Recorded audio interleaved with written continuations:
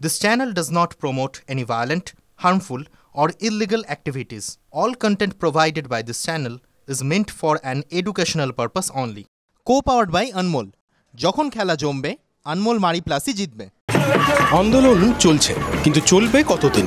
যে 5 দফা দাবিতে জুনিয়র ডাক্তাররা পথে এসে বসেছিলেন, সরকারের সঙ্গে সমঝোতার রাস্তায় না গিয়ে বারবার আলোচনার দাবিতে অনড় থেকেছেন, সেই 5 দাবিতেই লুকিয়ে রয়েছে উত্তর। 5 দাবি কি কি?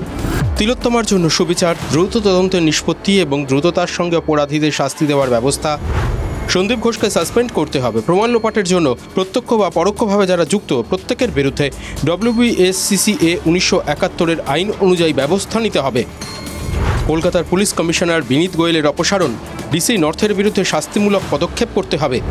এই দাবিগুলোর পাশাপাশি রাজ্য সরকারের কাছে সমস্ত হাসপাতাল এবং সরকারি স্বাস্থ্যকেন্দ্রে পর্যাপ্ত নিরাপত্তার ব্যবস্থা আর সরকারি হাসপাতালে হুমকি সংস্কৃতি বন্ধের অবসানের দাবিও তো জুনিয়র ডাক্তাররা রেখেছিলেন। 1, 2, 3 এই 3টে দাবির মোটামুটি একটা হিল্লে হয়ে গেছে। সুপ্রিম কোর্টে তিলোত্তমার খুন ও ধর্ষণ মামলা চলছে, সিবিআই তদন্ত করছে। সন্দীপ ঘোষ সাসপেন্ড হয়ে গেছেন, তথ্য প্রমাণ লোপাট নিয়েও তদন্ত চলছে। আর কলকাতা পুলিশের কমিশনার আর ডিসি নর্থ অপসারিত হয়ে গেছেন। জুনিয়র ডাক্তাররা এখন আঁকড়ে ধরেছেন তাদের শেষ দুটো দাবিকে। সমস্ত হাসপাতাল এবং সরকারি স্বাস্থ্যকেন্দ্রে পর্যাপ্ত নিরাপত্তা ব্যবস্থা, সরকারি হাসপাতালে হুমকি সংস্কৃতির অবসান, এই দুটো দাবিকে পথের দাবি করে ফের সরকারের দুয়ারে কড়া নেড়েছেন আন্দোলনকারীরা। রোগী কল্যাণ সমিতিকে আলাদা করে তুলে ধরার মতো কোনো ব্যাপার নয়, ওভারঅল থ্রেট কালচারকে আমাদেরকে অ্যাড্রেস করতে হবে। সমস্ত গভর্নমেন্ট হসপিটালসে, গভর্নমেন্ট সেট আপে ডক্টরস এবং অল সমস্ত হেলথ ওয়ার্কার্সদের যে সিকিউরিটি, ওটা একটা খুব এখন ইস্যু হয়ে দাঁড়িয়েছে। কালকে রাত্রিবেলা যখন প্রথম ওই জুনিয়র ডাক্তাররা জিবি মিটিং করে ঠিক করলেন যে আন্দোলনটা এখন বন্ধ হচ্ছে না, চলবে, একজন সিনিয়র ডাক্তার তিনি দেখলাম আমাকে হোয়াটসঅ্যাপ করেছেন কি এই ছেলে মেয়েগুলো করছে এটা কি?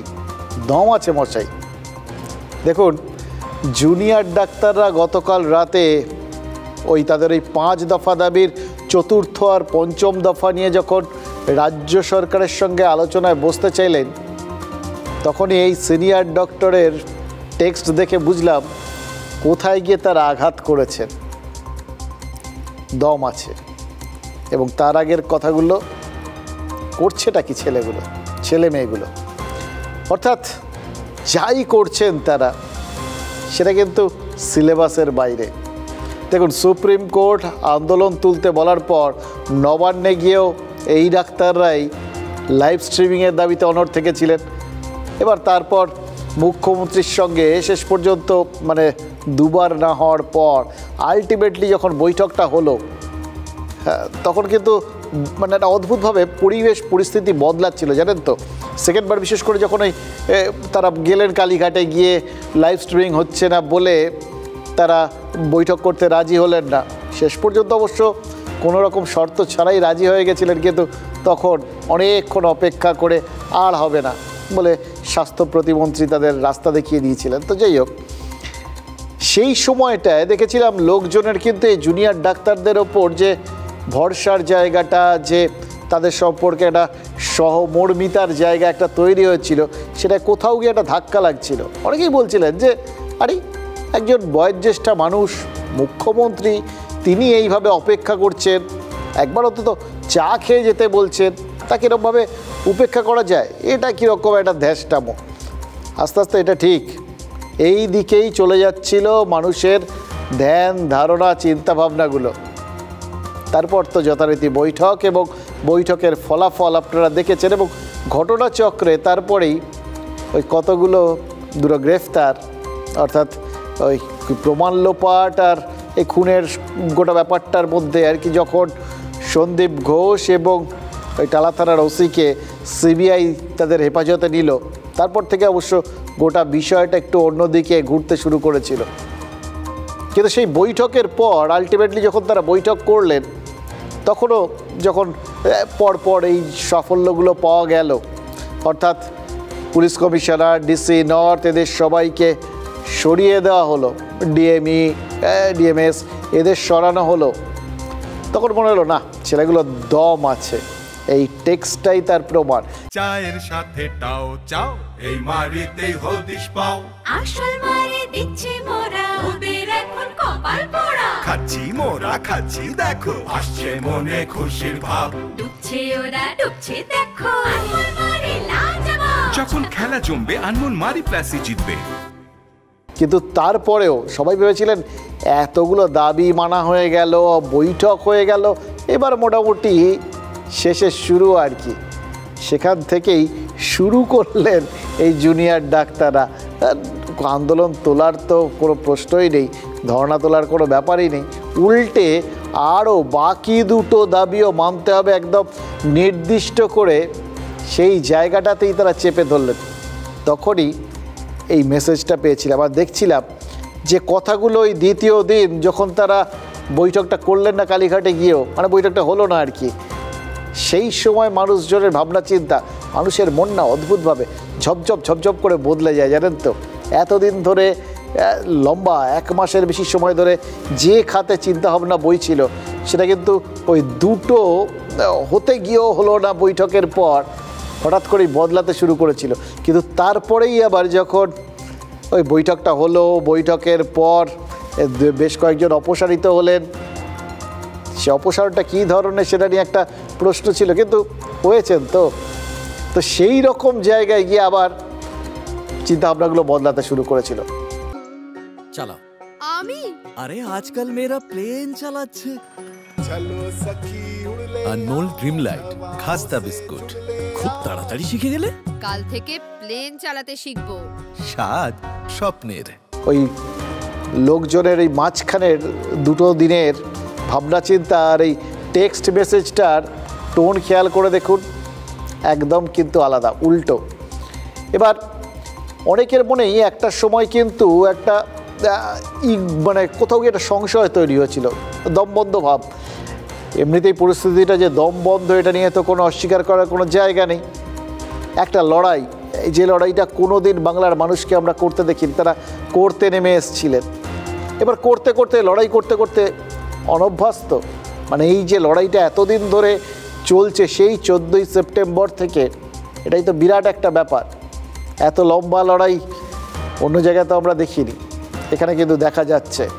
কিন্তু তারপরেও তো ভেতরে ভেতরে তো একটা চাপ থাকে, সবাই একটা নির্দিষ্ট লক্ষ্যে পৌঁছতে চান, যে কোনো কিছুরই একটা নির্দিষ্ট লক্ষ্য থাকে। সেই লক্ষ্যে পৌঁছলে ঠিক আছে থামা যাবে, পাহাড়ে চড়ছি একদম শীর্ষে পৌঁছলাম, পতাকা গেড়ে দিলাম, ঠিক আছে মিশন অ্যাকমপ্লিশড, মিশনটা ফুলফিলড হলো। কিন্তু সেটা যদি এরকম একটুখানি একটু ধোঁয়াশাযুক্ত শেষটা হয়, সিদ্ধান্তটা হয়, মানে ধরুন ওই কোথাও গিয়ে তিলোত্তমার জন্য সুবিচার। এবার মুশকিল হচ্ছে কি, তিলোত্তমার জন্য সুবিচার চাইতেই সবাই বেরিয়েছিলেন, কিন্তু এখন সময়ের সঙ্গে সঙ্গে গোটা পরিস্থিতিতে বেশ কিছু বদল হয়েছে। আজকের দিনে দাঁড়িয়ে তিলোত্তমার সুবিচার পাওয়ার জায়গাটা হয়ে গেছে ওই সিবিআই আর সুপ্রিম কোর্ট। রাজ্য সরকারের সেখানে কিছু করার নেই, ফলে অনেকেরই মনে হতে পারে এর জন্য রাজ্য সরকারকে চাপে ফেলে কি লাভ। চাপতে দিলে থাকবো মোরা পাশে তোমার সারাক্ষণ। খেলায় হেরে পাল্টি মারা, মানবে না তো মোদের যখন মন। খেলা জমবে আনমোল মারি প্লাসই জিতবে। এবার ধরুন যাদের কোথাও গিয়ে বদল বা পদত্যাগ এরকমই সরানোর কথা বলেছিলেন, সরিয়ে দেওয়া হয়েছে, শাস্তির দাবি তো ছিল না, ফলে তারা কতটা শাস্তি পেলেন, মানে এটা অনেকেই বলছিলেন। কিন্তু যে এই যে ধরুন কোথাও গিয়ে এখন আপাতত ইভেন রেজিস্ট্রেশনটা পর্যন্ত সাসপেন্ডেড রইল, ক্যান্সেল হয়ে রইল সন্দীপ ঘোষের অথবা এই টালা থানার ওসির। এবার এদের বিরুদ্ধে কি অভিযোগ? এই অভিযোগ তো তথ্য প্রমাণ লোপাটে। খুন জখমের এই খুন ধর্ষণের কেসটার মধ্যেই তো তাদের হাতে নিয়েছে এবার সিবিআই, তার আগে দুর্নীতি ছিল। এবার এই রকম একটা জায়গায় তার মানে একটা অভিযোগ, সুনির্দিষ্ট অভিযোগ তাদের বিরুদ্ধে রয়েছে। তাহলে সরকারের তো একটা নিজস্ব সার্ভিস রুল রয়েছে, কেউ যদি কর্তব্যে গাফিলতি করেন বা কর্তব্যে কোনোভাবে গণ্ডগোল করেন, তার বিরুদ্ধে তো ডিপার্টমেন্টাল এনকোয়ারি হয়। সরকার কেন এনকোয়ারি করছে না এদের বিরুদ্ধে? এবার এই বিষয়গুলো দাবির মধ্যে ছিল না, ফলে এই জায়গাটাতেও একটা কি বলবো, একটা ভোঁতা একটা দাবির জায়গায় পৌঁছে গেছিল ব্যাপারটা। যেটুকুনি হয়ে গেছে, এরপর তো দাবিটা ভোতা হয়ে গেল, তাই না? যখনই অপসারিত হয়ে গেলেন দুজন, ডিসি নর্থ, পুলিশ কমিশনার, এই জায়গাটাও ভোতা, তাহলে পড়ে রইল কি? অনেকেই বলছিলেন আসলে সময়ের সঙ্গে সঙ্গে রাজনীতির সাথে লড়াই, তো রাজনীতির সঙ্গে লড়াইয়ের একটা বড় বিষয় হচ্ছে সময়ের সঙ্গে সঙ্গে পরিস্থিতির বদলের সঙ্গে সঙ্গে দাবিগুলো কিন্তু বদলাতে হয়। দেখুন, এই এই এই চিন্তাভাবনাটা এই ছেলে মেয়েগুলোর মধ্যে না থাকারই কথা, কারণ এরা পোর খাওয়া রাজনীতিক নন। কিন্তু মুশকিল কি জানেন, এদের সঙ্গে যে পরিমাণ মানুষের ভরসা যোগ হয়ে গেছিল, যেভাবে মানুষ এদের প্রতিবাদটার মধ্যে নিজেদের প্রতিবাদটাকে মিশিয়ে দিয়েছিলেন, তাতে তো এদের ওপরেও একটা দায়িত্ব এসে পড়েছিল। মানুষের জন্য তারা কোথাও গিয়ে লড়াই করছেন। চালাও। আমি আরে আজকাল মেয়েরা প্লেন চালাচ্ছে। আনমোল ড্রিম লাইট খাস্তা বিস্কুট, খুব তাড়াতাড়ি শিখে গেলে। কাল থেকে প্লেন চালাতে শিখবো। স্বাদ স্বপ্নের। একজন মানুষ হয়তো উপলক্ষ, তিলোত্তমা, আসল লক্ষ্য একটা বিরাট সংখ্যক মানুষ। সেই বিরাট সংখ্যক মানুষকে প্রতিবাদ করার অভ্যেস ফিরিয়ে দেওয়া, প্রতিবাদ করার অধিকার ফিরিয়ে দেওয়া, এটাই তো করছিলেন। এই দায়িত্বটাই তো চেপে গেছে এই ছেলে মেয়েগুলোর ওপর, জুনিয়র ডাক্তারদের ওপর। এটা কিন্তু ওই কাঁধে একবার চেপে বসলে যতই তারা এই গোটা ব্যাপারটাকে কাঁধ থেকে ঝেড়ে ফেলে, কোনো সময় যদি ভাবেন না যে ঝেড়ে ফেলে দিয়ে হয়ে গেল, তো একটা দাবি ফুলফিলড, এবার আমরা কাজে ফিরে যাই, কিন্তু ঘাড় থেকে কি এই দায়িত্বটা পুরোপুরি নামে? হয়তো তারা সেটা রিয়েলাইজ করেছেন এবং বুঝেছেন যে যখন একটা সুসংগঠিত রাজনৈতিক শক্তির সঙ্গে লড়াই করতে হয়, তখন অরাজনৈতিক লড়াইটাও, সেটার মধ্যে কিন্তু একটা সুনির্দিষ্ট রাজনীতি থাকে। সে রাজনীতিটা সাধারণ মানুষের জন্য একটা বার্তা দেওয়ার রাজনীতি। তখন কিন্তু স্ট্র্যাটেজি হয়তো বদলায়, সময় সময় বদলাতে হয়, তবেই আর কি মানুষের মধ্যে যে উদ্দীপনা সেটাকে ধরে রাখা যায়। তারা নির্দিষ্ট 5টা দাবি নিয়ে আন্দোলন করছিলেন, 3টে মোটামুটি অ্যাড্রেসড হয়ে গেছে। এই জায়গায় তারা কি করলেন? গতকাল আমরা দেখলাম নিজেদের মধ্যে টুকরো টুকরো বিভিন্ন কলেজগুলো জিবি মিটিং করলো এবং তারপর সবাই মিলে একটা জিবি মিটিং করে সিদ্ধান্ত নিলেন ওই বাকি 2টো জায়গার ওপর তারা 4 নম্বর আর 5 নম্বর জোর দেবেন। অর্থাৎ আলোচনার লক্ষ্যবস্তুটা সুনির্দিষ্টভাবে শিফট করে নিলেন ওই 5টার মধ্যে থেকে আরও 2টোর মধ্যে। এবার এই 2টোর ক্ষেত্রে খেয়াল করে দেখুন, শুধু ডাক্তার নেই, এর সঙ্গে কিন্তু মানুষজনও আছেন, সাধারণ মানুষ। এবং এটা ব্যাপারে তাদের সব থেকে বড় বুস্ট হচ্ছে সুপ্রিম কোর্ট, কারণ সুপ্রিম কোর্টে তো পরিষ্কার হয়ে গেছে, সুপ্রিম কোর্ট বলেছেন এদের নির্দিষ্টভাবে এদের বিভিন্ন সুযোগ সুবিধাগুলো বিভিন্ন হাসপাতালে যেটা দেওয়ার দরকার সেটার ব্যবস্থা করতে হবে এবং এদের নিরাপত্তার সম্পূর্ণ রকম ব্যবস্থা করতে হবে। সুপ্রিম কোর্টের এই বক্তব্যটার জন্যই সম্ভবত এই জুনিয়র ডাক্তাররা ওয়েট করছিলেন। তারা সেখান থেকেই কিউ নিয়ে এই 2টো দাবির ওপর নিজেদের যাবতীয় আন্দোলনটা নিয়ে গিয়ে ফেলেছেন। দেখুন কি 2টো দাবি, ওই নিরাপত্তা এবং থ্রেট পলিটিক্স। ওই দক্ষিণে খোলা জানালার হাওয়া, গাঙ্গুলি গ্রুপ আপনার পছন্দ বোঝে। এই শহরে নিজের মতো ঘরকে ভালোবাসা। গাঙ্গুলি গ্রুপ, ভরসার বসতবাটি। আমি নিশ্চিত যেভাবে তারা এগোচ্ছেন, যেভাবে তারা সাধারণ মানুষকে তারা এই গোটা বিষয়টায় জুড়ে নিচ্ছেন, কারণ নিরাপত্তাটা, হাসপাতাল নিরাপত্তা মানে সেটা তো শুধু ডাক্তারদের জন্য নয়, সাধারণ মানুষের জন্য। এবার উল্টো দিক থেকে দেখুন, ভগবানপুরে যে ডাক্তার মার খেয়েছিলেন তার নিরাপত্তা বিঘ্নিত হয়েছিল। কেন হয়েছিল? তার কারণ যে ব্যক্তিকে নিয়ে আসা হয়েছিল হাসপাতালে তার এক্স-রে করার দরকার ছিল, কিন্তু সেখানে সেই স্বাস্থ্যকেন্দ্রে এক্স-রে করার মতো ন্যূনতম পরিকাঠামোটাই নেই। তাই জন্যেই যাবতীয় গণ্ডগোল, সেই জন্যেই রোগীর আত্মীয় পরিজনরা ক্ষিপ্ত হয়ে তাকে মারধর করেছেন। অর্থাৎ কোথাও গিয়ে এই ডাক্তারদের নিরাপত্তার সঙ্গে সঙ্গে এই রোগীদের অর্থাৎ সাধারণ মানুষের চিকিৎসার পরিকাঠামো উন্নয়ন এবং সেটাকে সম্পূর্ণ করার একটা যোগাযোগ রয়েছে। ডাক্তারদের নিরাপত্তাটা সুনিশ্চিত করতে গেলে তার মানে হাসপাতালে শুধু ওই সিসি ক্যামেরা লাগালেই হবে না, চিকিৎসার পরিকাঠামোরও উন্নয়ন করতে হবে।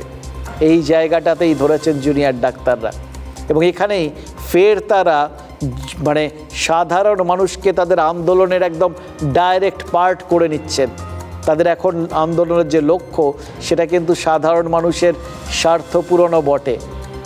এবং খেয়াল করে দেখুন, এই বিভিন্ন হাসপাতালগুলোতে যে মানুষজন আসেন সেই মানুষদের একটা বড় সংখ্যক কিন্তু মফস্বল বা শহর কলকাতার বাইরেও বহু জায়গার লোক। এই জায়গাগুলোটাই তো কোথাও গিয়ে তৃণমূলের ভোট ব্যাংক, তাই না? ফলে একদম আসল জায়গাটায় তারা ধরেছেন। এই জন্যই তারা একদম নির্দিষ্টভাবে তারা ফের বৈঠকের প্রস্তাব পাঠিয়েছিলেন এবং পত্রপাঠ মুখ্য সচিব সেই বৈঠকটা করতে রাজি হয়ে গেছেন। এই জায়গা থেকেই সব থেকে ইন্টারেস্টিং জায়গায় এসে দাঁড়িয়েছে রাজ্য সরকারের সাথে এই জুনিয়র ডাক্তারদের স্নায়ুর লড়াইটা। তার কারণ এখানে আবার আস্তে আস্তে কিন্তু এই জুনিয়র ডাক্তাররা তাদের আন্দোলনটা এমন মানুষের দিকে নিয়ে যাচ্ছেন যেখানে গেলে সরকারের আশ্বস্তি বাড়বে বই কমবে না। ওই দক্ষিণে খোলা জানালার হাওয়া, গাঙ্গুলি গ্রুপ আপনার পছন্দ বোঝে। এই শহরে নিজের মতো ঘরকে ভালোবাসা। গাঙ্গুলি গ্রুপ, ভরসার বসতবাটি। দেখুন, সুপ্রিম কোর্ট গতকালের শুনানিতে হাসপাতালে নিরাপত্তা নিয়ে স্পেসিফিক কিছু পর্যবেক্ষণ সামনে এনেছিল, আপনারা দেখেছিলেন। এবার হাসপাতালে নিরাপত্তার দায়িত্ব ওই বেসরকারি নিরাপত্তারক্ষীদের হাতে না ছেড়ে পুলিশ মোতায়েন করা সম্ভব কিনা একথা রাজ্যকে ভেবে দেখতে বলা হয়েছে। এবার এটা বলার পর মুখ্য সচিবের সঙ্গে ওই অবশিষ্ট দুটো দাবি নিয়ে কথা বলার পর জুনিয়র ডাক্তারদের কি সুবিধা হলো? এক, তারা যে আন্দোলনটা চালিয়ে যাচ্ছেন সেই আন্দোলনটা চালিয়ে যাওয়ার সপক্ষে যুক্তি পেলেন। কারণ তারা তাদের প্রাথমিক দাবি, তাদের প্রাথমিক লক্ষ্য ওই তিলোত্তমার জন্য সুবিচার আনা। এই সুবিচারটা এনে দেওয়ার জন্য তাদের কিন্তু এখন সিবিআইয়ের ওপর চাপ তৈরি করে যেতে হবে। কাজে ফিরে গেলে বা ওই মুখ্যমন্ত্রীর সাথে আলোচনার ক্রমে যখন তারা আলোচনা করেছিলেন তখন নাকি এইরকম একটা আলোচনাও এসেছিল যে তারা কাজে ফিরে যান, আন্দোলন চালান, আন্দোলন কিন্তু সবাই সমর্থন করছেন, তারা নয় রোটেশনে চালিয়ে যাবেন ধর্নাটা। সেটা করলে ওই চাকরি প্রার্থী যারা এখনও ধর্নাতলায় বসে আছেন তাদের আন্দোলনের যে অবস্থা হয়েছে ক্রমশ সেরকম জায়গায় যে পৌঁছবে এটা তো সবাই বুঝতে পারছিলেন। ফলে সেই জায়গায় যদি পৌঁছে যায়, অর্থাৎ কোথাও গিয়ে যদি স্টিম হারিয়ে যায়, জোর হারিয়ে যায় এই আন্দোলনের, তাহলে কিন্তু সিবিআইয়ের ওপরেও চাপটা থাকবে না। আর সেই চাপ যদি না থাকে তাহলে কিন্তু সিবিআই কতদিনে কি করবে সেটা নিয়ে তাদের সংশয় থাকবে। এই সংশয় থেকে বেরোতে গেলে চাপটা বজায় রাখতে হবে, বজায় রাখতে গেলে আন্দোলন চালাতে হবে, আন্দোলন চালাতে গেলে যুক্তি দরকার, সমর্থন দরকার সাধারণ মানুষের, যারা আস্তে আস্তে মনে করছিলেন যে একটু হয়ে গেছে তো আর কি, এতদিন ধরে রাত জেগেছেন, সত্যি তো লম্বা লড়াই, এবার তো একটা স্পেসিফিক লক্ষ্য দরকার। সেই লক্ষ্য, সেই যুক্তি জুনিয়র ডাক্তাররা ফিরে পেলেন। আর দুই, আরও কাছাকাছি পৌঁছতে পারলেন লক্ষ্যটা কি? নিশ্চিতভাবেই রাজনীতি। এবার রাজনীতি কত রকমের আর কি এই প্রশ্নটা করলে দেখবেন দুটো উত্তর পাবেন।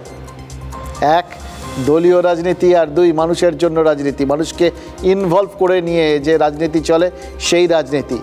জুনিয়র ডাক্তাররা নিঃসন্দেহে এই দ্বিতীয় ধরনের রাজনীতিকে তাদের পাখির চোখ করেছেন, সেটাকেই লক্ষ্য হিসেবে বেছে নিয়েছেন। কেন সেটা তো বুঝিয়ে বললাম আপনাদের। এবার এই দাবিগুলো নিয়েই তারা যখন সাধারণ মানুষকে জড়িয়ে নিচ্ছেন তখন কিন্তু তারা আরেকটা জিনিস সাধারণ মানুষকে বুঝিয়ে দিচ্ছেন যে তারা কোথাও গিয়ে আস্তে আস্তে নিজেদের লক্ষ্যের কাছে কিভাবে পৌঁছানো যায় সেটা মানুষকে বোঝাচ্ছেন। এবং প্রতিবাদী হলে, প্রতিবাদ করার অভ্যেসটা থাকলে সেটা কিন্তু এই শাসক দলের যতই দোর্দণ্ড প্রতাপ হোক তার বিরুদ্ধেও প্রতিবাদ করা যায়, আর প্রতিবাদ করলে লক্ষ্য পূরণ হয়, এটাই হয়তো তারা বোঝাতে পারছেন মানুষজনকে। দেখুন একটা উদাহরণ দিই, আপনাদের বুঝতে সুবিধা হবে। এই সিউড়ি জেলা হাসপাতালে কাল রাত 11টা নাগাদ গেছিলেন TV9 বাংলার প্রতিনিধি। হাসপাতালের নিরাপত্তা কেমন, রাতে কিছু ঘটলে ঠেকানোর মতো নিরাপত্তা কর্মী আছেন কিনা, এসব দেখতেই গেছিলেন আমাদের রিপোর্টার। কি দেখলেন? দেখলেন ঘুটঘুটটি অন্ধকার, তার মধ্যে দিয়ে এক রোগিণীকে হাসপাতালে নিয়ে যাচ্ছেন তার আত্মীয়রা। আলো নেই, নিরাপত্তা কর্মী নেই, একটা ভয়ঙ্কর ব্যবস্থা। এবং হাসপাতালে কথাবার্তা বলে জানা গেল কি জানেন, এটাই দস্তুর, রাতে এরকম অন্ধকারের মধ্যেই রোগীদের নিয়ে যাতায়াত করতে হয়, রোগী, রোগীর পরিবার এবং ডাক্তার এবং নার্স সবাইকে। কখন কি ঘটে যায় কিচ্ছু বলা যায় না। দেখুন কলকাতা শহরে RG করের মতো হাসপাতালে রাতে ডিউটিরত এক মহিলা ডাক্তার তিলোত্তমা, তাকে ধর্ষণ করা হয়েছে, খুন করা হয়েছে। তারপরেও সিউড়ির মতো জেলা শহরে হাসপাতালের ছবিটা এতটুকু যে বদলায়নি সেটা তো আমাদের ক্যামেরায় ধরা পড়েছে। এবার দেখুন আমরা ওইখানে ঢুকে সেই রোগীর সঙ্গে যদি আমরা আরও খানিকক্ষণ কাটাতাম, হয়তো দেখতে পেতাম তার চিকিৎসা করার মতো ওখানে পরিকাঠামো আছে কি নেই। ওই রোগীকে আলটিমেটলি ওই রাত্রে ওই অবস্থার মধ্যে অন্য কোথাও রেফার করা হলো কি না, বুঝতে পারছেন কিভাবে গোটা বিষয়টার সঙ্গে সাধারণ মানুষের স্বার্থ জড়িত এবং কোথায় গিয়ে সাধারণ মানুষের জন্য এই লড়াইটা হয়ে যাচ্ছে। ডাক্তার, নার্স, রোগীর পরিবার সবাই কিন্তু এই হাসপাতালের নিরাপত্তা নিয়ে অসন্তুষ্ট। এটা আমরা যে মুহূর্তে পরিষ্কার বুঝলাম, সেটা আপনাদের দেখানোর পর আপনারাও বুঝবেন এবং এটাও বুঝবেন এই দাবিটার দম আছে। নিরাপত্তা বলে কিচ্ছু নেই, কারণ প্রশাসন ঠিকঠাকভাবে কাজ করছে না। সকাল থেকে আছি, কোনো পুলিশ, সন্ধ্যে রাতেও দেখছি কোনো পুলিশ দেখতে পাচ্ছি না। রাতের দিকে অসুবিধা, সিকিউরিটি আরও বাড়লে অবশ্যই ভালোই, সবার জন্যই ভালো। আমাদের শুধু তো আমি না, পেশেন্ট পার্টিরাও যাতায়াত করছে, সবার জন্যই ভালো, সিকিউরিটি বাড়লেই ভালো। এখানে পুলিশ ফাঁড়ি আছে, তারা কিন্তু কোনো সময় এখানে বসেন না। আমার সঙ্গে আইসি সাহেবের কথা হয়েছিল যে এখানে সিভিক থাকবে ওদের সঙ্গে, দিনের দিকটা বিশেষ করে কোনো সময় থাকেন না। প্রশ্ন উঠতে পারে, হাসপাতাল বা স্বাস্থ্যকেন্দ্রের নিরাপত্তা থাকলো কি থাকলো না, সেটা না হয় সাধারণ মানুষের স্বার্থের সাথে জড়িয়ে থাকতে পারে, কিন্তু হাসপাতালে যদি থ্রেট কালচার চলে, মানে হুমকি সংস্কৃতি, তাহলে সেখানে সরাসরি সাধারণ মানুষের স্বার্থের সংঘাত লাগে নাকি? এর সঙ্গে সাধারণ মানুষের স্বার্থ কোথায় জড়িয়ে ভাবতে পারেন তো নিশ্চয়ই। সুপ্রিম কোর্টের শুনানিতে জুনিয়র ডাক্তারদের তরফে আইনজীবী ইন্দিরা জয়সিং কি বলেছিলেন মনে আছে আপনাদের? প্রবীণ ওই আইনজীবী সওয়াল করতে গিয়ে বলেছিলেন জুনিয়র ডাক্তাররা কর্মবিরতিটা তুলতে চান, কিন্তু তাদের মনে একটা ফিয়ার সাইকোসিস, মানে ভয় কাজ করছে। কিসের ভয়? ইন্দিরা জয়সিং বলেছিলেন যে সরকারি হাসপাতালে এমন অনেকে এখনও বহাল তবিয়তে ঘুরছেন যারা ওই মেডিকেল কলেজগুলোতে একটা ভয়ের পরিবেশ কায়েম করে বসে আছে, মানে যাদের দেখে মানুষ ভয় পায়। কাদের দেখে মানুষ ভয় পায় সেটা আলাদা করে আপনাদের কেন বলবো, আপনারা নিজেরা সবাই জানেন। দেখুন কয়েকদিন আগে আমাদের হাতে একটা ছবি এসেছিল কল্যাণীর MJM হাসপাতালে। সেই ছবিতে দেখা যাচ্ছিল জানেন তো, এক তৃণমূল ছাত্র পরিষদ নেতা, তিনি আবার ওই কলেজের ডাক্তারি ছাত্রও বটেন, মানে তাকে তৃণমূল ছাত্র পরিষদ বলে না হয় ধরলাম না, ওই কলেজের ডাক্তারি ছাত্র হিসেবেই না হয় ধরলাম। তিনি আরেক ডাক্তারি পড়ুয়াকে রড দিয়ে পেটাচ্ছেন, চোর পেটানোর মতো করে। কিছুদিন আগে আপনাদের দেখিয়েছিলাম ওই জয়ন্ত সিং, নাম তো মনে আছে আপনাদের, ওই বড়ানগরের ওখানে কীভাবে মারধর করেছিলেন ওই ক্লাব ঘরের মধ্যে, তার দলবল কীভাবে মারধর করতো, রড টড দিয়ে লোকজনকে পেটাতো, একদম প্রায় সেই ছবি, কোনো ফারাক নেই। কেন পেটাচ্ছে? কর্তৃপক্ষ কেন ব্যবস্থা নেয়নি? খোঁজ করতে গিয়ে জানা গেল কি জানেন, হাসপাতাল কর্তৃপক্ষ অভিযোগ পেলেও অভিযুক্তের বিরুদ্ধে কোনো ব্যবস্থা তো নেয়নি, বরং গোটা বিষয়টাকে ধামাচাপা দিয়ে দিয়েছে।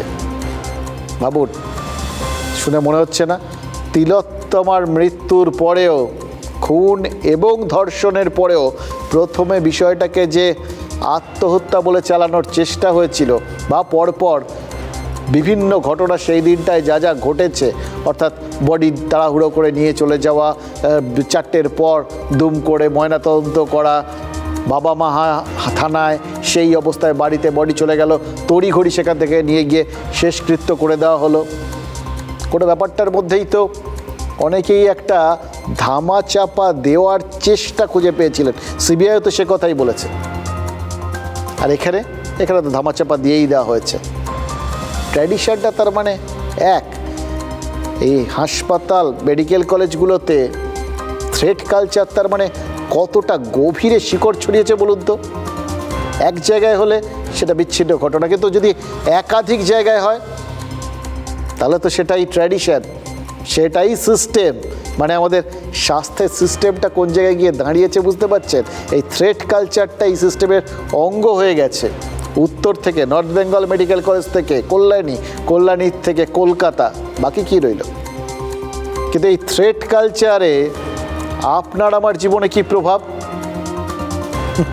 একটা ভিডিও ভাইরাল হয়েছে জানেন তো, সেই ভিডিওতে দেখা যাচ্ছে SSKM-এর এক পিজিটি, মানে যে পিজিটিকে তিলোত্তমার দেহ উদ্ধারের পর আরজিকর হাসপাতালের সেমিনার রুমে হাজির থাকতে দেখা গেছে, যাকে ওই সন্দীপ ঘোষের ঘনিষ্ঠ অভিক দে বলে অনেকে চিহ্নিত করেছেন, সেই পিজিটি যাকে IM-এ চিহ্নিত করেছিল, তার অন্য কোনো নাম, অন্য কোনো পরিচয় আমরা অন্তত এখন অবধি জানিনি।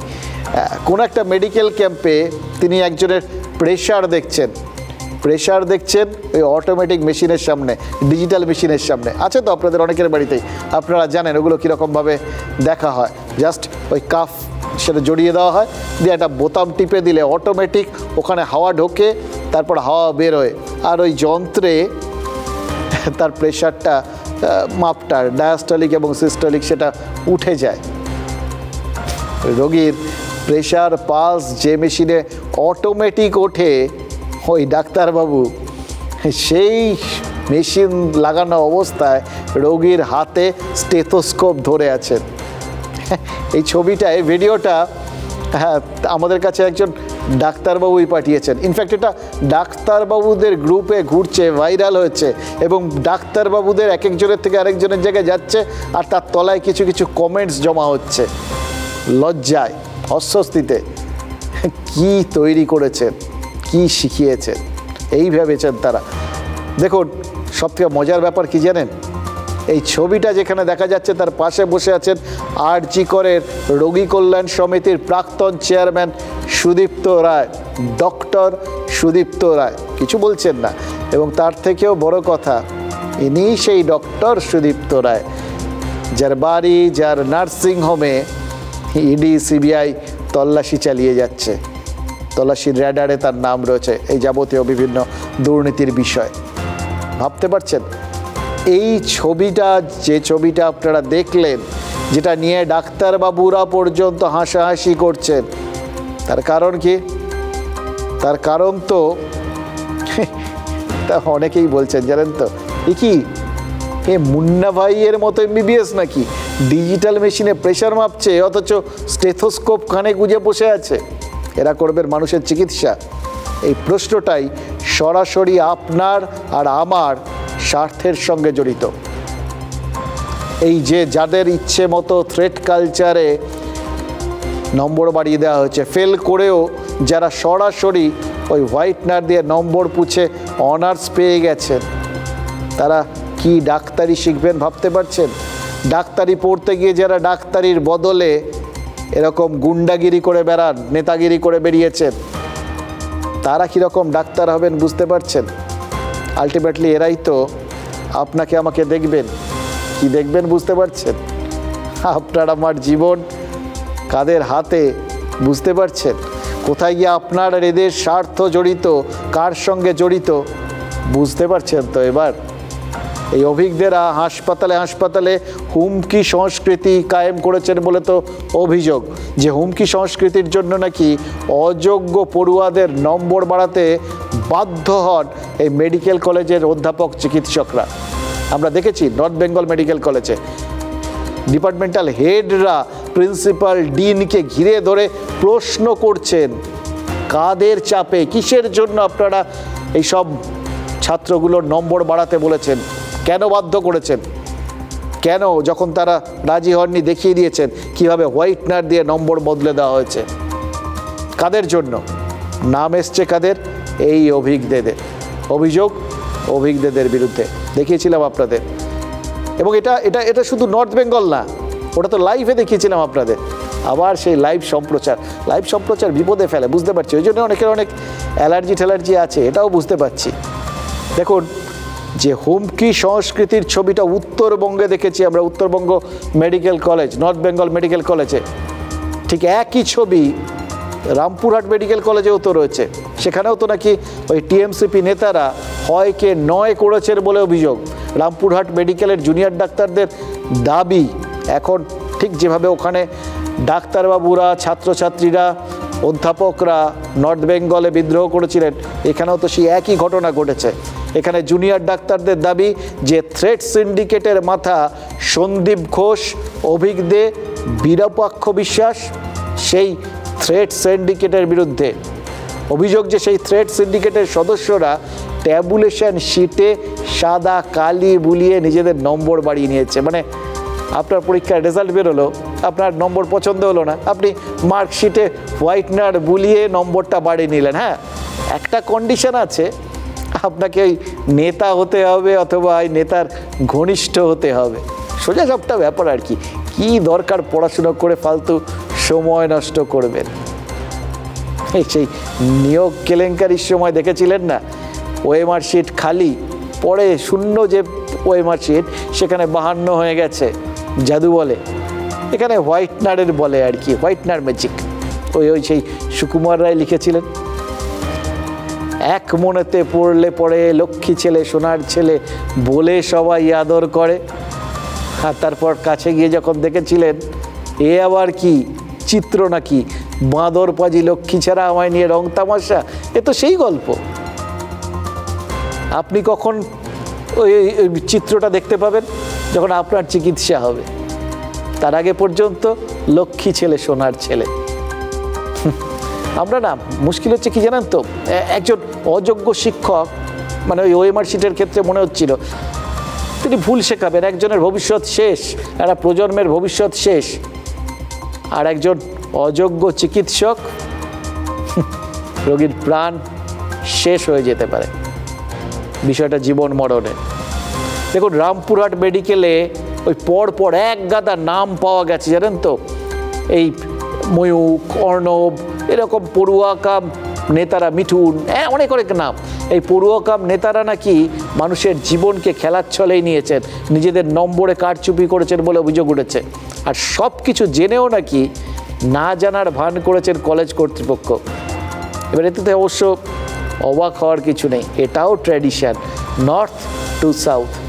যে সময় রামপুরহাট মেডিকেলে নম্বর কারচুপি হয় বলে অভিযোগ, সেই সময় সেখানকার ডিন ছিলেন কে?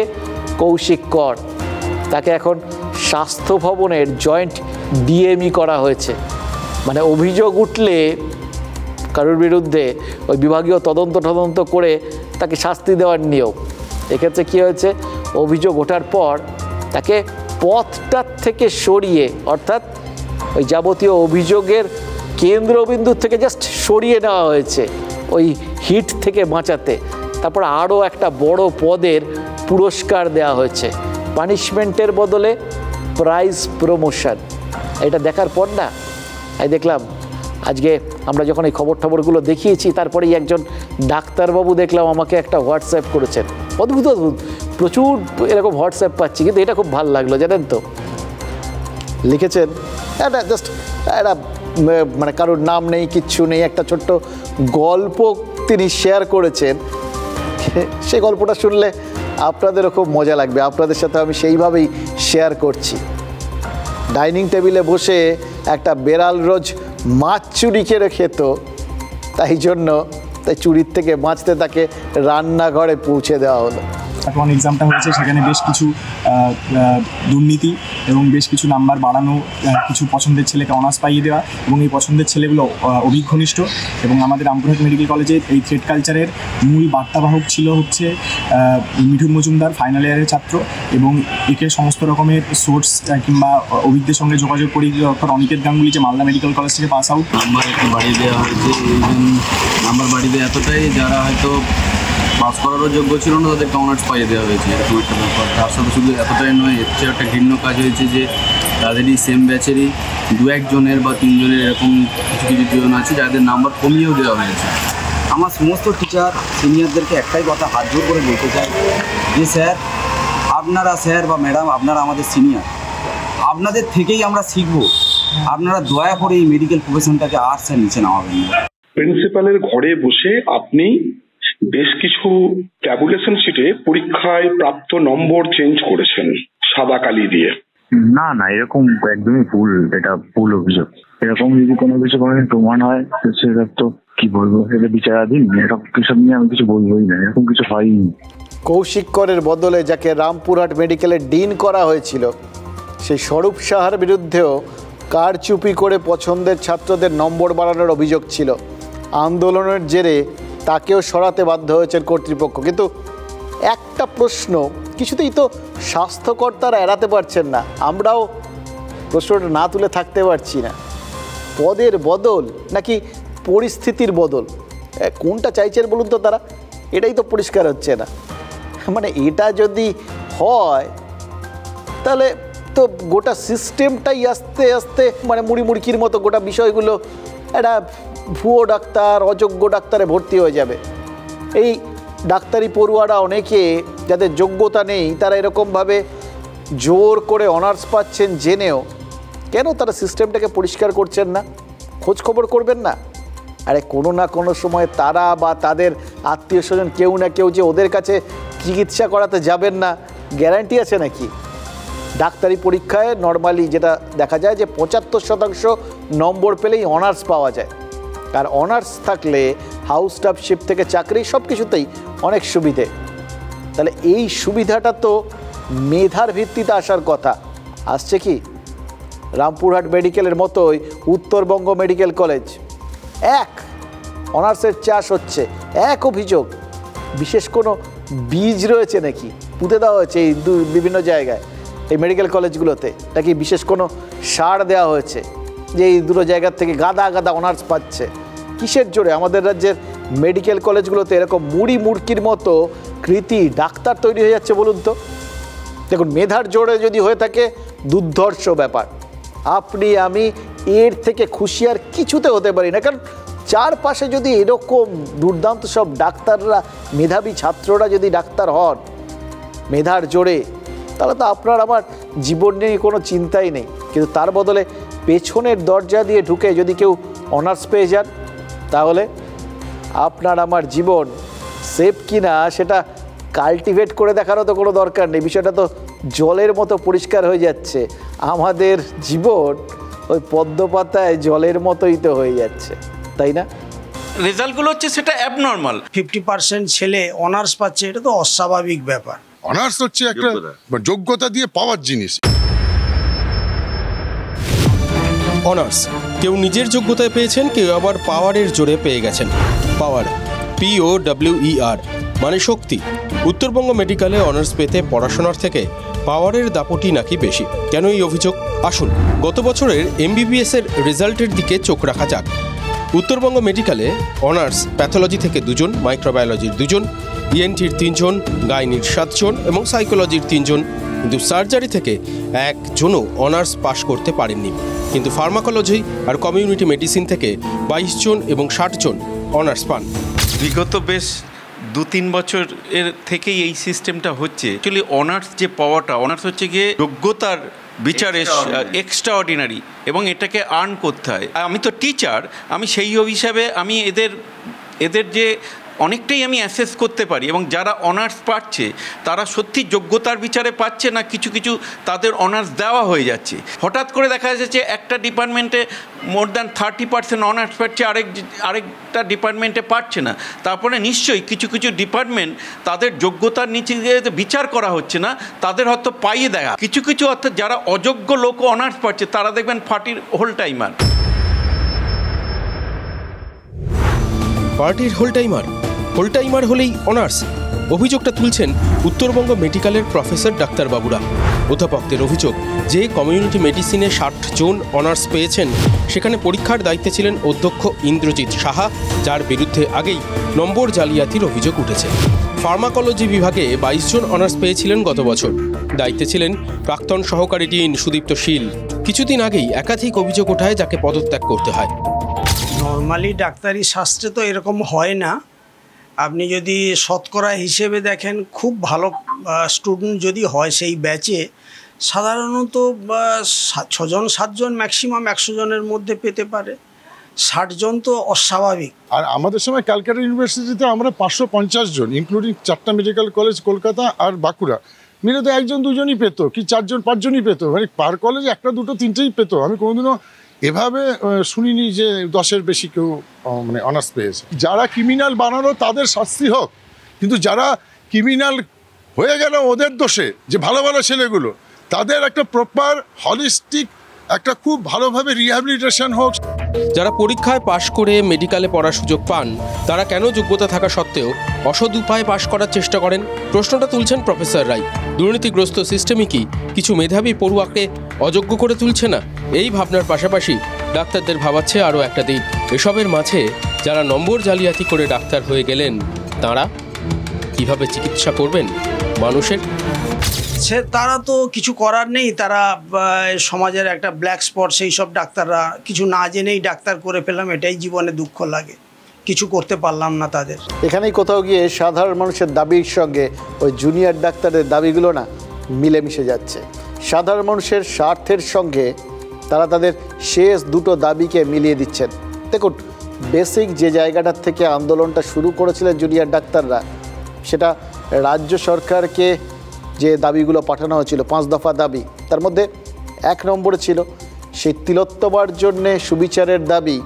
তাদের তো সাধারণ মানুষও যুক্ত হয়েছিলেন, কিন্তু যে দাবি দেওয়াগুলো পূরণের দায়িত্ব এখন ওই সুপ্রিম কোর্ট আর 2 সিবিআইয়ের হাতে, সেটা নিয়ে কোথাও গিয়ে তো মনে হতে পারে যে এখন আর এখানকার রাজ্য সরকারের স্বাস্থ্য ভবনের সামনে ওই ধর্ণা দিয়ে কী হবে।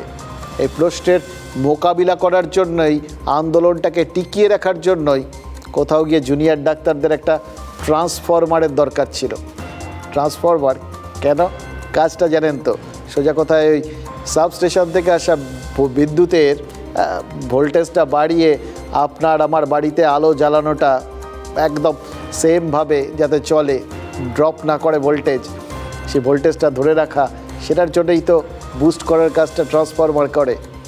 এবার এইটা কোথাও গিয়ে ট্রান্সফরমার যেভাবে মানে ওই জায়গাটাকে ধরে রাখে, ঠিক সেরকম যেখানে নামতে থাকে সেখানে, বাংলা কথা হচ্ছে যেখানে পড়তে থাকে ভোল্টেজটা সেখানে ধাক্কা দিয়ে তুলে দেয়, যাতে একই রকম থাকে আর কি।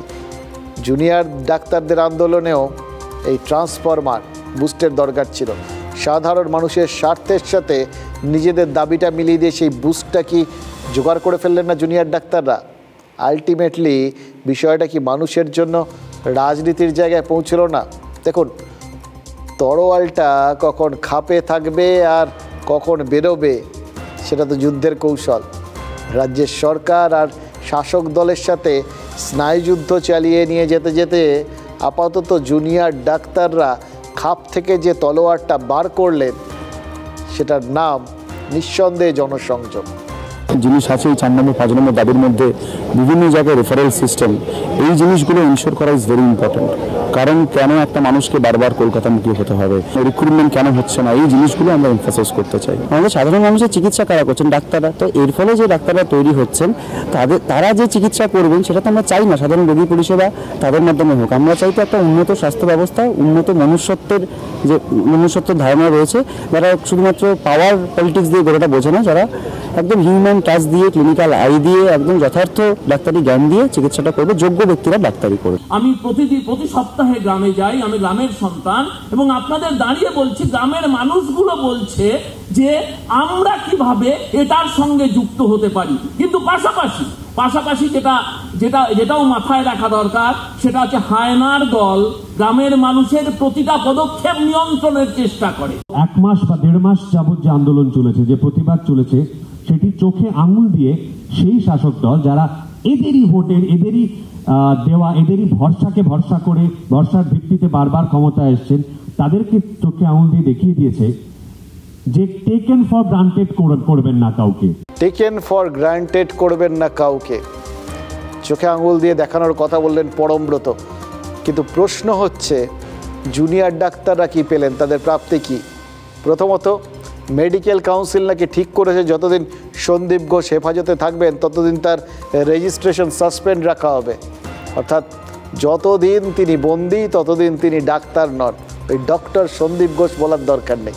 দ্বিতীয়ত, টালা থানার প্রাক্তন ওসি অভিজিৎ মণ্ডল সিবিআইয়ের হাতে গ্রেফতার হওয়ার পর আজ তাকে নিয়মমাফিক সাসপেন্ড করেছে কলকাতা পুলিশ। করতেই তো হতো। এবার যদি এই বিষয়টা একটু অন্য দিক থেকে দেখেন, ওই অ্যাডিশনাল সিপি পদমর্যাদার কর্তারা তারা তো গিয়ে ইতিমধ্যেই অভিজিৎ মণ্ডলের বাড়ির থেকে ঘুরে এসছেন, সব কিছু নিয়মমাফিক করেছেন বলে অভিজিৎ তারা দাবি তুলেছেন। এই তারপর এই যে এই তাদের এই সাসপেন্ড করতে হচ্ছে, কোথাও একটা মিসম্যাচ নেই? এই প্রশ্নটা তোলার সুযোগটাই তো আন্দোলনের প্রাপ্তি, প্রশাসনিক প্রাপ্তি। এর বাইরেও কিছু প্রাপ্তি আছে, সেটা সামাজিক প্রাপ্তি। কীরকম জানেন? কাল বিশ্বকর্মা পুজো ছিল, অফিস থেকে যখন বাড়ি ফিরছিলাম তখন বেশ রাস্তার দুধারে অনেক প্যান্ডেল দেখছিলাম, প্রত্যেকবার দেখি, এবং প্রত্যেকবার যখন ওই প্যান্ডেলগুলোর পাশ দিয়ে যাই তখন দেখি উদ্দাম স্বরে মাইক বাজছে, জলসা হচ্ছে, নাচ গান, এলাই ব্যাপার আর কি। কিন্তু এবার সেই জিনিসগুলো চোখে পড়েনি, অদ্ভুত একটা সংযম চোখে পড়েছে। মনে হচ্ছিল কি জানেন, কোথাও গিয়ে জুনিয়র ডাক্তারদের ওই আন্দোলন তিলোত্তমার ধর্ষণ আর খুনের জন্য বিচারের দাবিটাকে আরও বেশি করে মানুষের মনে গেঁথে দিয়েছে, জানেন তো। কোথাও গিয়ে একটা নাড়া দিতে পেরেছে, একটা বৃহত্তর নাগরিক আন্দোলন, যে আন্দোলন স্বতঃস্ফূর্তভাবে রাতের পর রাত দখল করেছে কিন্তু অশান্তি হয়নি। সেই আন্দোলন অনেকটাই মানুষজনের মনে জোর দিয়েছে। যারা কোনোদিন রাস্তায় বেরোতেন না, তারা প্রতিবাদ করতে বেরিয়েছেন। মানে দোর্দণ্ড প্রতাপ শাসকের বিরুদ্ধেও যে প্রয়োজনে প্রতিবাদ করা যায়, সেটার শাসক এই জুনিয়র ডাক্তাররা দিয়েছেন। মানুষ রুখে দাঁড়ালে শাসককেও যে দুবার ভাবতে হয়, সেটার কনফিডেন্সও কিন্তু সাধারণ মানুষ পেয়ে গেছে, তাই না? এই কনফিডেন্স থাকাটা না, এটা গণতন্ত্রের জন্য খুব জরুরি। সমস্ত শাসকেরও মনের মধ্যে যদি এইটা ঢুকে থাকে, মানুষ প্রয়োজনে প্রতিবাদ করবে, তাহলে হয়তো সব শাসকই জনশাসক হয়ে উঠবে। মানুষের যে ধরনের শাসক প্রয়োজন, হয়তো সেরকম শাসকই হয়ে উঠবে। সেটাই তো আমরা চাই। কে শাসক থাকলো, তার থেকে অনেক বেশি সাধারণ মানুষের চাহিদা হচ্ছে এমন একজন শাসক যে তাদের কথা ভাবে, তাদের হিতের কথা ভাবে। একটা সুস্থ অ্যাডমিনিস্ট্রেশন, ইজম টিজম ওগুলো এই বাদ সেই বাদের মতো বাদ, আসল তো অ্যাডমিনিস্ট্রেশন। হয়তো সেটার জন্যই এই পরমব্রতর মতো সেলিব্রিটি বা অভিজিৎ চৌধুরীর মতো সিনিয়র চিকিৎসক বলছেন, এই আন্দোলনকে অস্বীকার করার ক্ষমতা কারও নেই। হয়তো শুধু শহরে নয়, গ্রামের মানুষকেও প্রতিবাদের ক্ষমতা যোগাবে এই আন্দোলন।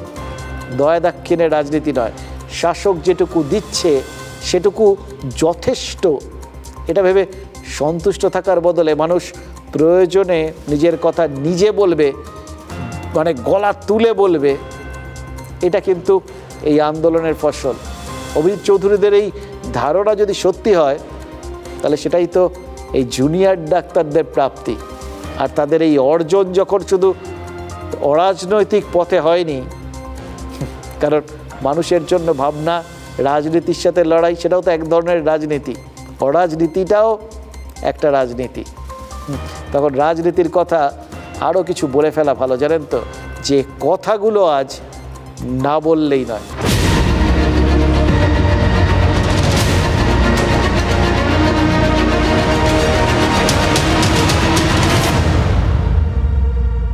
দেখুন, তৃণমূলের নেতাদের এতদিন একটা ভরসার জায়গা ছিল, জানেন তো। এই যাবতীয় কিছু হচ্ছিল তার মধ্যেও আমরা দেখছিলাম তাদের একটা কনফিডেন্সের জায়গা ছিল যে তিলোত্তমার এই ধর্ষণ, মৃত্যু এসব নিয়ে যে প্রতিবাদ হচ্ছে, বিভিন্ন অবস্থান হচ্ছে, রাত দখল হচ্ছে, সব কোথায় হচ্ছে? ওই পিচের রাস্তা, কংক্রিটের চত্বরের ওপর, তাই না? স্ট্রিট লাইটের নিচে, মোদ্দা কথা শহুরে, সেটা মফস্বল শহর বা কলকাতা শহর। গ্রামের আবছায়া মাখা ওই মেঠো পথে প্রতিবাদটা কোথায়? গ্রাম ছাড়া ওই রাঙামাটির পথই তো নবান্নে পৌঁছানোর আসল পথ, নিশ্চিত লাইসেন্স। এবার শহরে খুব বেশি কি হলো না হলো তাতে আর কি এসে যায়? ওই প্রত্যন্ত গ্রাম, সে তো যে ভরসায় থাকে সেই লক্ষ্মীর ভাণ্ডার নিয়েই সন্তুষ্ট থাকবে। দেখুন, পুরসভার স্কোরবোর্ডে যতই হলুদ সতর্কতা থাক, পঞ্চায়েতের খাতায় তো গ্রিন সিগন্যালই ছিল, আছে। সুতরাং নিশ্চিন্তে থাকা যায়, এটাই তো ভাবছিলেন তৃণমূল নেতারা। সেই তৃণমূল নেতারাই নাকি এখন ফেলুদার মতো দীর্ঘশ্বাস ফেলছেন। কেন জানেন? কেন তারা বলছেন ওই ফেলুদার মতো? নিশ্চিন্ত আর থাকা যাচ্ছে না। তার কারণ গ্রাম ডুবছে, একটা আধটা নয়, হাজার হাজার। আমরা জানি 1000 গ্রামে 1 কিলোগ্রাম হয়, আর কিলোগ্রামটা বেশ ভারী। দেখুন, বন্যায় গ্রামের পাশাপাশি গ্রাম বাংলার ভালোবাসাটাও যদি ডুবে যায়, তাহলে এই তো বীরভূমের লাভপুরে বন্যা পরিস্থিতি খতিয়ে দেখতে গিয়ে কুয়ে নদীতে নৌকোডুবি হয়েছে, নৌকো উল্টে গেছে, বাংলা কথা। জেলা শাসক, সাংসদ, অনেকেই, সবাই যারা যারা ছিলেন জলে পড়েছেন, ডুবতে ডুবতে বেঁচেছেন। আর গ্রাম বাংলা গলা পর্যন্ত ডুবে বেঁচে রয়েছে। পুরো ডুবে যাওয়া মানুষ কিন্তু বাঁচে না, ডুবে যাওয়া মানুষের ভালোবাসাও বেঁচে ওঠে না, তাই না? তাই গ্রাম বাংলার ঘাসফুল নেতারা যেটা টের পাননি, মানে অনেক সময় কি হয় না, নিজেরা যদি এ পরিস্থিতির মধ্যে থাকেন তখন নিজেরা সেই পরিস্থিতি পরিবৃত্ত হয়ে থাকেন, নিজেদের ওই নিজের গন্ধে নিজেই মরি, সেরকম সন্তুষ্ট, যা করেছে ঠিক আছে, ও কিছু হবে না। কিন্তু দূর থেকে দেখলে বোঝা যায় পরিস্থিতিটা কতটা গুরুতর। ওই জন্য ড্রোনের শট দেখাই আমরা ওপর থেকে, অনেক ওপর থেকে দেখলে বুঝতে পারবেন কতটা ডুবলে তবে বন্যা বলা যায়। কলকাতা থেকেও এই যাবতীয় কিছু দেখে সেটা অনুভব করেছেন মমতা বন্দ্যোপাধ্যায়, আর বুঝেছেন বলেই ছুটেছেন। গ্রামকে গ্রাম যে বানভাসী মানুষ, তারা প্রথম যে নেতার মুখ দেখলেন সেটাও তো মমতা বন্দ্যোপাধ্যায়েরই। হুগলির পুরুষুরায় তৃণমূল নেতাদের বিরুদ্ধে অভিযোগ, ত্রাণ না পাওয়ার অভিযোগ, প্রশাসনের চোখ বুজে থাকার অভিযোগ, সব শুনলেন কে? মমতা বন্দ্যোপাধ্যায়। কারণ তিনি আগে পৌঁছেছেন।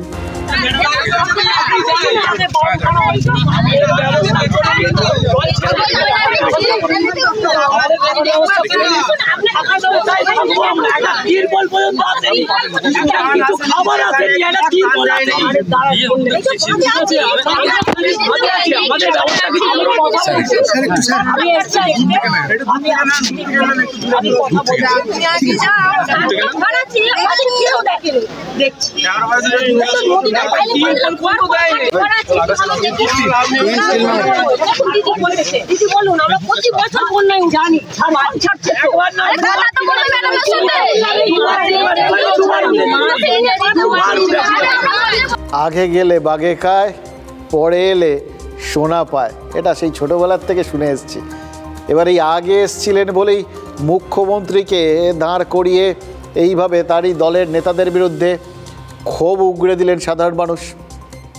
এটা যদি ওই বাঘে খাওয়ার মতো, বাঘের মুখে পড়ার মতো ঘটনাটা হয়, সোনা পাওয়ার ঘটনাটাও কিন্তু এক্ষেত্রে ওই পরের ব্যাপারের জন্য ওয়েট করলো না। আসলে পরে গেলে হয়তো তৃণমূল নেতারা তারাই সোনাটা পাবেন এরপরে, কারণ প্রেশার কুকারের মতো ক্ষোভটা মুখ্যমন্ত্রী তো তাদের ভেতর থেকে বার করে দিয়েছেন, তাই না? এরপর তারা যথারীতি সামনে গিয়ে তারা বলতেই পারেন মুখ্যমন্ত্রীই তো এসছিলেন, তাই জন্যেই আপনারা আপনাদের বক্তব্য রাখতে পেরেছেন। তাহলে যদি সোনা ফলে তখন সেটা তারা তুললে সেটা তৃণমূলের ভাঁড়ারেই ঢুকবে, পাবেন কে? সেটাও কিন্তু আলটিমেটলি মুখ্যমন্ত্রীই পাবেন। কিন্তু একটা ভুল আছে এর মধ্যে, জানেন তো, এটা শুধরে দেওয়ার একটা বিষয় আছে। পুরো ব্যাপারটা ঠিক যে অ্যাঙ্গেল থেকে দেখছিলেন আপনারা সবটা সেরকম না, তার পেছনে একটা ছোট্ট টুইস্ট আছে, রাজনৈতিক টুইস্ট। দেখুন, আজ পুরসুরা, খানাকুল, কামারপুকুর আর ঘাটালে যে ব্যক্তি ওই বন্যা পরিস্থিতি খতিয়ে দেখতে গেছিলেন তিনি কিন্তু মুখ্যমন্ত্রী নন, তিনি তৃণমূল কংগ্রেসের সুপ্রিমো, বিরোধী নেত্রী। কেন্দ্রের বিরোধী নেত্রী তো বটেই, রাজ্যেরও বিরোধী নেত্রী। কেন বলছি? মুখ্যমন্ত্রী আজ কোথায় কোথায় গেছেন? হুগলির পুরসুরা, বিধায়ককে বিজেপির বিমান ঘোষ। হুগলির খানাকুল, বিধায়ককে বিজেপির সুশান্ত ঘোষ। কামারপুকুর বিধানসভা গোহাট, এবার বিধায়ক বিজেপির বিশ্বনাথ কারক। পশ্চিম মেদিনীপুরের ঘাটাল, বিধায়ককে বিজেপির শীতল কপাট। বিজেপির জেতা বিধানসভাগুলোই তাহলে বানভাসী হয়েছে নাকি? এটা আপনারা ভাবছেন তো? একদম না। উদয়নারায়ণপুর, আমতা, এসব জায়গাতেও তো বন্যা হয়েছে, কেশপুর, কোলাঘাট, সব জায়গায় হয়েছে। কিন্তু মুখ্যমন্ত্রী সেই এলাকাগুলোতেই গেলেন যেগুলো বিজেপি জেতা অর্জন। এবার মুখ্যমন্ত্রীকে দাঁড় করিয়ে বানভাসীরা নেতাদের বিরুদ্ধে ক্ষোভ উগড়ে দিলেন। এক্ষেত্রে তাহলে সেই নেতা কারা? বিজেপির বিধায়করা। পরের ভোটে বন্যায় প্রশ্নের মুখে যাতে বিজেপির বিধায়করাই পড়েন সেটার ব্যবস্থা কিন্তু তৃণমূল কংগ্রেস নেত্রী করে দিলেন। কারণ ওই বললাম, পরে গেলে সোনা পাওয়ার কাজটা তৃণমূল নেতাদের জন্য তোলা রইল। মুখ্যমন্ত্রী বলেছেন সব ব্যবস্থা করবেন, এবার যাই ব্যবস্থা হবে তার ডিভিডেন্ড পাবেন কে? তৃণমূল কংগ্রেস নেতারা, তারা পড়ে যাবেন। তবে বন্যার জল তো সেটা সবসময় একটা নির্দিষ্ট খাতে বয় না, জল তো না, তাও আবার বন্য জল প্রবল বেগে এক জায়গার থেকে অন্য জায়গায় ছুটছে। ক্ষোভটাও তো এক জায়গার থেকে অন্য জায়গায় পৌঁছচ্ছে, ফলে ক্ষোভের লক্ষ্যও বদলাচ্ছে। ঘাটালে তো তাই বিক্ষোভ হয়েছে। মুখ্যমন্ত্রী পুরসুরা ছাড়তেই বিক্ষোভ, ক্ষোভ সব কিছুতে মানে ফেটে পড়েছেন স্থানীয় মানুষ। এবং সব থেকে বড় কথা কি জানেন? আলটিমেটলি মানুষের কাছে তো আবার তৃণমূল নেত্রী মুখ্যমন্ত্রীও বটেন, সব জায়গার দায়িত্বই তো তার। সাথে কি কথা বলেছেন, অভিযোগ জানিয়েছেন? দিদি না বেইনে তো দিদিকে কি কথা অভিযোগ করবো? উনি যে আসলেন অন্তত একবার তো দাঁড়িয়ে দেখতে পারতেন যে ওইখানটা কি পরিস্থিতি, ওইখানটা এইখানটা দীর্ঘদিন ধরে হয়ে যাচ্ছে। তাহলে কি উনি কিছু সাপোর্ট দেবেন না আমাদেরকে, নাকি আমরা এই বন্যার জলে হরকা বানে ভেসে চলে যাব? আপনাদের সাথে কোনো কথা বলেনি? না, উনি তো চলে গেলেন। কি করলেন এসে? উনি গাড়িতে এলেন আর চলে গেলেন। এত লোকের ভেড়াভিড়ি কি কথা বলে আমরা কিছু বুঝতে পারলাম, টাটা বাই বাই করে চলে গেলেন। বন্যা পরিস্থিতিতে যেটা হচ্ছে যে এখানে যে ধস ফস নামছে সেগুলো একটু দেখে নেমে দাঁড়িয়ে দেখা, শুধু জোরহাট করে চলে গেলেই হবে না, সেগুলো তো দেখতে হবে, পরিস্থিতি কেমন বুঝতে হবে। সবাইকে জানানো হয়েছে। কি বললো? সামান্য বালির বস্তা চাওয়া হয়েছে। দেখুন, এটাকে শুধু যদি ক্ষোভ বলে ধরেন তাহলে তো ভুল বুঝবেন। মুখ্যমন্ত্রী একমাত্র এদের কাছে কিন্তু ভরসাস্থল, সেই জন্যই তিনি না যাওয়ায় এরা মনে করছেন যে তাহলে কি আমরা বানের জলেই ভেসে যাব, নাকি আমরা বানের জলে ভেসে এসেছি। পুরসুরার ভদ্রমহিলা কি বললেন শুনলেন তো। মুখ্যমন্ত্রী তো পরিস্থিতিটা একবার দেখে নিতে পারতেন। মুখ্যমন্ত্রী কি পরিস্থিতি দেখতে যাননি? আসলে মুখ্যমন্ত্রী হিসেবে তিনি গেছেন বন্যা পরিদর্শনে, বুঝেছেন, দেখেছেন। যে জায়গায় গেছেন সেখানকার মানুষ তারা মনে মনে ভেবেছেন যে মুখ্যমন্ত্রীকে গোটা বিষয়টা তো বললাম, কিছু তো হবে এবার নিশ্চয়ই, একটা আশা তাদের মধ্যে তৈরি হয়েছে। আর তৃণমূল নেত্রী বা বিজেপি বিরোধী নেত্রী মমতা বন্দ্যোপাধ্যায় তিনি কেন গেছিলেন জল মাপতে। তৃণমূলের নেতারা যখন কলকাতায় বসেই নিশ্চিন্তে আছেন যে গ্রামে ক্ষোভ ছড়ায়নি, তখন তৃণমূল নেত্রী গ্রামে গ্রামে গিয়ে দেখছেন, একদম সরেজমিনে তদন্ত করে দেখছেন মুডটা ঠিক কীরকম, মানুষজন কী ভাবছে। একদম পয়েন্ট জিরোতে গিয়ে সেখানে বোঝার চেষ্টা করছেন। দেখুন, খোদ মুখ্যমন্ত্রী যখন বিরোধী নেত্রীর ভূমিকায়, তখন বিরোধী নেতারা কী করছেন এটাও তো ভাবার বিষয়। তাদের কাজটা তারা যথারীতি যা হয় আর কি, কাজ চলে গেলে ধর্মতলায় ধর্ণা দিচ্ছেন আর পুজোর রাজনীতিক কর্মসূচির ক্যালেন্ডার তৈরি করছেন। বন্যার জল, সেটা তো বাঁধ মানছে না। কিন্তু তৃণমূল নেত্রী ক্ষোভের স্রোতটা যদি একবার ঘুরিয়ে দেন তাহলে তো তাদের দিকেই পুরো জিনিসটা যাবে, তাই না? সেটার আটকানোর বা বাঁধ দেওয়ার ব্যবস্থাটা তারা করছেন। তো দেখুন, তৃণমূল নেত্রী যেটা করেছেন সেটা সেই পুরনো অভিযোগ, সেটাই আরও তীব্রভাবে করেছেন। বাংলাকে ডোবানোর জন্যই নাকি ডিভিসি জল ছেড়েছে।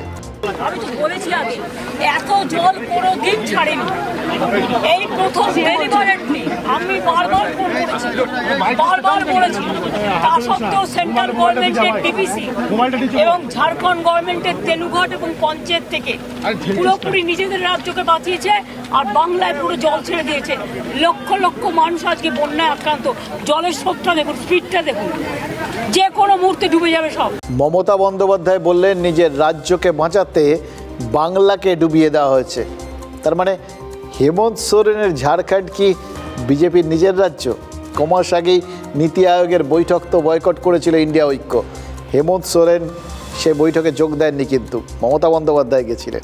এবার ঝাড়খণ্ডকে বিজেপির নিজেদের রাজ্য বলে মমতা বন্দ্যোপাধ্যায় কি ইন্ডিয়া জোটেই ফাটল ধরিয়ে দিলেন নাকি? দেখুন, এই মাইথন পঞ্চায়েত এটা দামোদর ভ্যালি কর্পোরেশনের অন্তর্গত, কেন্দ্রের অধীন।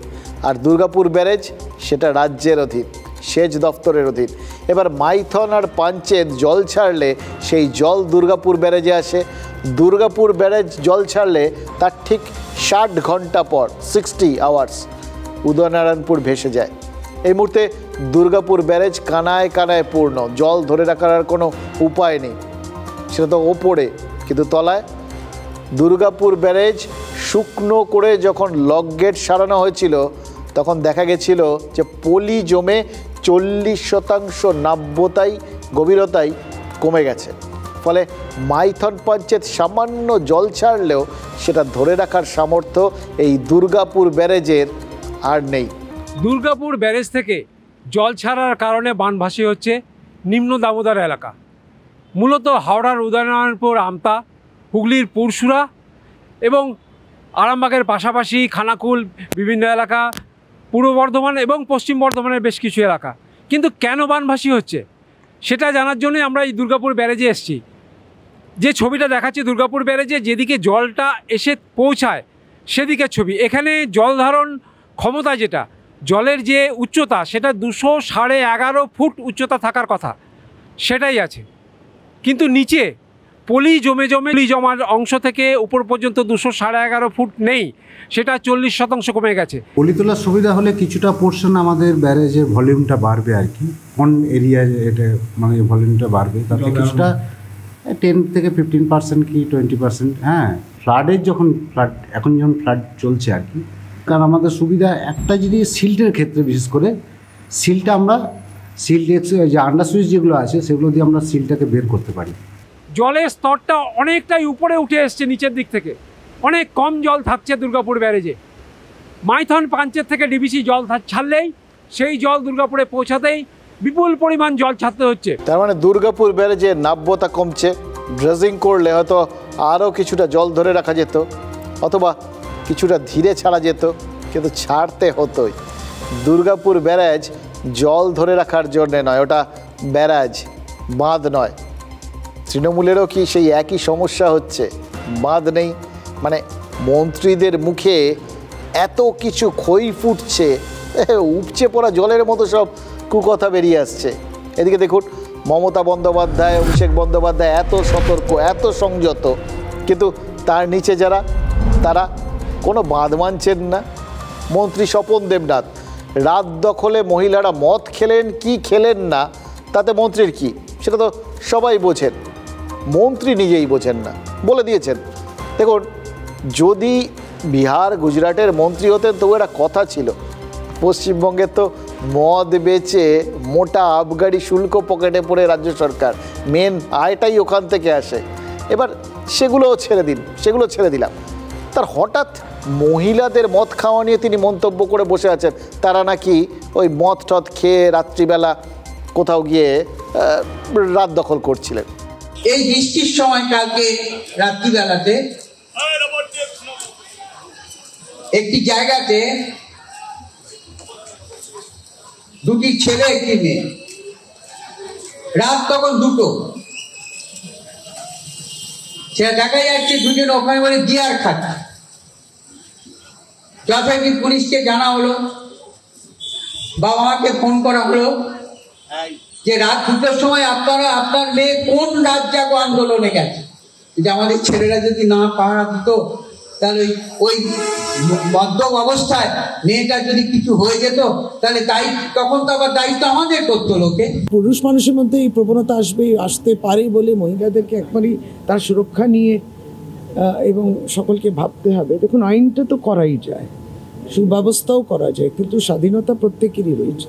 এই প্রবণতাই হওয়া উচিত, এটাই ব্যাধি। রুচি সম্পন্ন না, অনেক একটা পুরুষ জাতির একটি শ্রেণী আছে যারা এখনো মেনে উঠতে পারছে না মহিলাদের তাদের স্বাধীনতা বা তাদের অটোনমি, এগুলো মানতে পারছে না মনে প্রাণে। এদেরকে নিয়ে সমস্যাটা হচ্ছে এদেরকে নিয়ে। অভিভাবকোচিত মনোভাব নিয়ে একজন মন্ত্রী এই রাতের ঘটনাটা নিয়ে সতর্ক করে, তাহলে এক বাক্যে মেয়েরা কোথায় যাবে, মেয়েদের স্বাধীনতা, কেউ মহিলাদের স্বাধীনতা খাটো করছে না, কিন্তু কোনো ঘটনা ঘটলে তখন তো পুলিশের উপর দায় আসবে। দেখুন, কেউ দেখে শেখে, কেউ ঠেকে। যেখানে সুপ্রিম কোর্ট বলে দিচ্ছে যে এই লিঙ্গ বৈষম্য নিয়ে বেশি মাথা ঘামানোর দরকার নেই, মহিলাদের আটকানোর চেষ্টা করবেন না, সেখানে তিনি কোথাও গিয়ে তার যাবতীয় চিন্তা ভাবনা ওই গার্জিয়ানকে বলে দেওয়াটা, গার্জিয়ান সুলভভাবে, সেটা ওই মেয়েটির বাবা মার কাছে, সেটা ছেলেদের বাবা মার কাছে না, তারা পরের ছেলে যা হোক আর কি, এরকম ব্যাপার কি। দেখুন, পাবলিক নিউসেন্স বলে যে অপরাধটা রয়েছে সেটা মাতলামির বিরুদ্ধে, মদের বিরুদ্ধে নয়। নদিয়ার শক্তিনগর হাসপাতালে যদি মদের আসর বসতে পারে, তাহলে রাস্তায় কে কী খেলেন সেটা নিয়ে মন্ত্রীর এরকমভাবে বলাটা সাজে? এবং তার থেকেও বড় কথা, এটাও কি তিনি ভাববেন না যে চারপাশে এমন পরিবেশ তাহলে তৈরি হয়ে গেছে, সাধারণভাবে যদি তারা মাতলামো না করেন, কোনো রকম কিছু না করছেন, মদ খেয়েছেন বলে, বিয়ার খেয়েছেন বলেই চারপাশের লোকজনের তাদের মনে হবে যে এই মহিলার সাথে অসভ্যতা করা যায়। তাহলে এই পরিস্থিতিটা সামলানোর জন্য এই নিরাপত্তার কথা বলেই তো এই ডাক্তাররা আন্দোলন করছেন। রাত্রিরের সাথী প্রকল্পে মহিলাদের রাতে কাজ না দেওয়ার প্রস্তাব রাখা হয়েছিল, অনেকটা সেরকম ব্যাপার। মন্ত্রী মহিলাদের মদ খাওয়া নিয়ে কটাক্ষ করছেন। পশ্চিমবঙ্গটাকে অন্য কিছু বানানোর পরিকল্পনা আছে কিনা জানা নেই, কিন্তু এই মুহূর্তে এসবের থেকে মানে জাস্ট যে জিনিসগুলোতে নজরটা দেওয়া উচিত বা বলা উচিত এই বিতর্কে না জড়িয়ে, সেটা তো অভিষেক বন্দ্যোপাধ্যায় দেখাচ্ছেন। তিনি তো আজকে এক্স হ্যান্ডেলে পরিষ্কার লিখেছেন যে সমস্ত আন্দোলনগুলোর সঙ্গে তারা সহমত এবং তারা চান এই মুহূর্তে সবার একটাই আন্দোলন করা উচিত, যাতে সিবিআই তারা সঠিকভাবে এই তদন্তটাকে করে এই তিলোত্তমার খুনি, ধর্ষক যে বা যারা থাকুন না কেন তাদের প্রত্যেককে উপযুক্ত শাস্তি দেয়। অভিষেক বন্দ্যোপাধ্যায় রাস্তাটা তো দেখিয়ে দিলেন, কিন্তু পদ ভোলার সংখ্যা যদি খুব বেশি থাকে, মানে ধরুন সৌগত রায় বা ওই অসিত বাবুর মতো আরও বিভিন্ন এমপি এমএলএরা যদি থাকেন, যদি সারাক্ষণ তারা বিভিন্ন উল্টো দিকের বক্তব্য রেখে যান যাতে মানুষ প্রভাবিত হওয়ার বদলে উত্ত্যক্ত বোধ করে, তাহলে তো নেতাদের এই চেষ্টাগুলো মাঠে মারা যাবে, তাই না?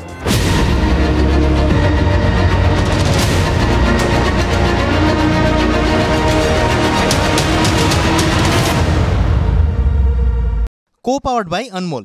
যখন খেলা জমবে, আনমোল মারি প্লাসই জিতবে।